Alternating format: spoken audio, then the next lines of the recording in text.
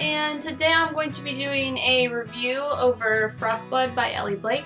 I actually bought this book right when it came out. I think I pre-ordered this one, and then I actually got it in my uppercase box as well. So I am doing a giveaway, giving away the signed copy of this book because I already started reading it whenever I got the signed copy. So I figured I would just go ahead and give the signed copy away. And I'm also giving away like a candle and a bookmark, so if you're interested in that, check out my giveaway video. And yeah, so let's just get started with the review. So this book is about a girl who has the power of fire, and she can do things like heat up her whole body, and she's like super hot, and she can burst flames from her hands and things like that. She's one with fire. She lives in a realm where Frostbloods have overtaken the kingdom, and the king is a Frostblood as well. And the Frostbloods have kind of exterminated all of the Firebloods, and there are only a few left.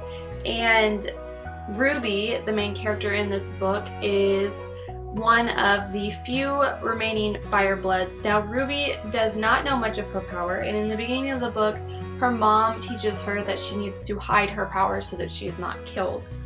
But then Ruby is abducted and taken, and then she ends up learning how to kind of control her power, and then she gets put into these tournaments where she has to fight Frostbloods, and she has to use her power and figure out how to use her power in the best way that she can. I thought that the writing in this was just kind of mediocre. I thought that it could have been a lot better than it was. It was just really flat, and there wasn't a lot of exciting elements to it, and I felt like this book was really slow to progress.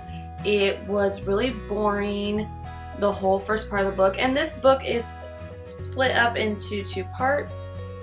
So the first part is really about like Ruby finding herself and figuring out how to use her power, and then the second part is the tournaments and everything, and I just really felt like it was really slow and it was really boring, and I really had to force myself to read this book.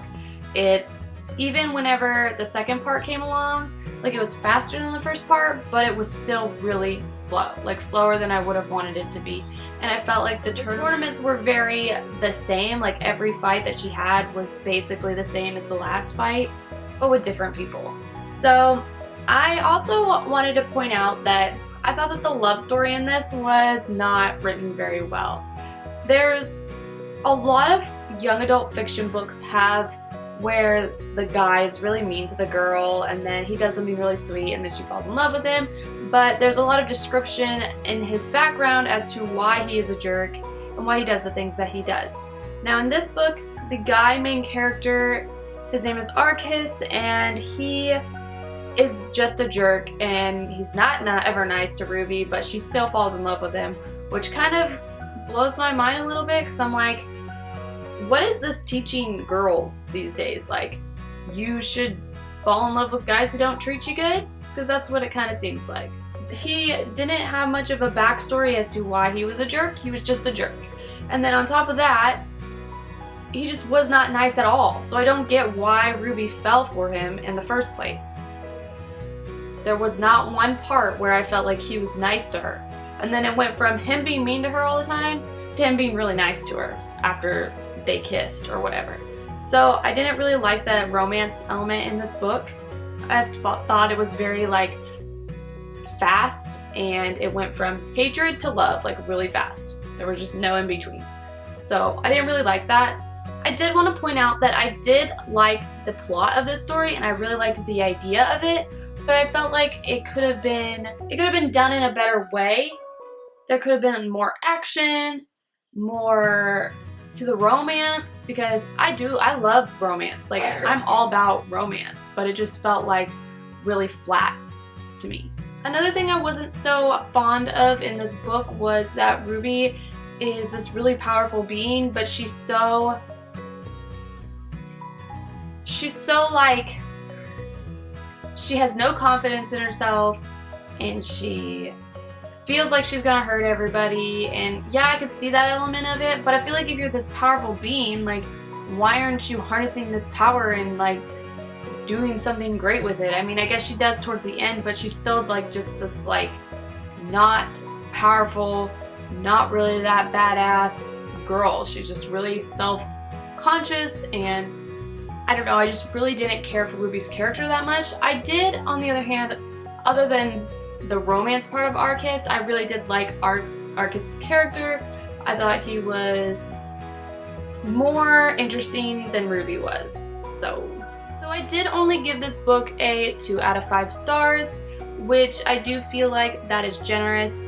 I felt like if this book would have picked up in speed towards the end, then I would have thought it was a good setup book for a really good second book, but I don't feel like that. I feel like the end was very predictable and not at all exciting. It was just, like I said, really flat and boring. So I am really disappointed in this book. I watched a few reviews on it, and the way that people talked about it made me excited about it.